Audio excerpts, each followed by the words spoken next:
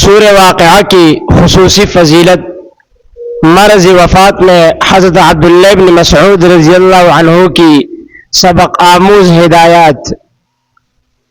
حضرت عبداللہ بن مسعود رضی اللہ عنہ کی مرض وفات میں حضرت عثمان غنی رضی اللہ عنہ عیادت کے لیے تشریف لے گئے۔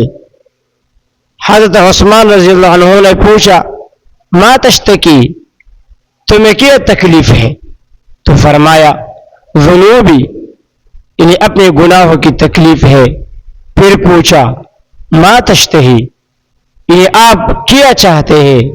تو فرمایا، رحمت ربی، یعنی اپنے رب کی رحمت چاہتا ہوں۔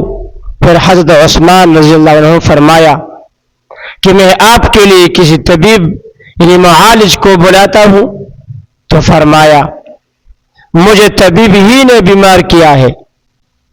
پھر حضرت عثمان رضی اللہ عنہ نے فرمایا کہ میں آپ کے لیے بیت المال سے کوئی عطیہ بھیج دوں۔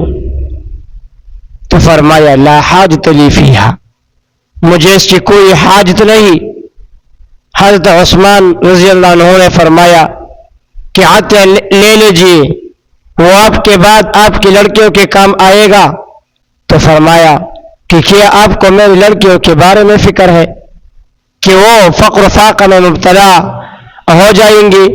مگر مجھے یہ فکر اس لیے نہیں کہ میں نے اپنی لڑکیوں کی یہ تاکید کر رکھی ہے کہ ہر رات سورہ واقعہ پڑھا کرے، کیونکہ میں نے رسول اللہ مبارک صلی اللہ علیہ وسلم سے سنا ہے، من قرأ سورة الواقعہ کل لیلۃ لم تصبہ فاقۃ ابدا، یعنی جو شخص ہر رات میں سورہ واقعہ پڑھا کرے وہ کبھی بھی فاقہ میں مبتلا نہیں ہوگا۔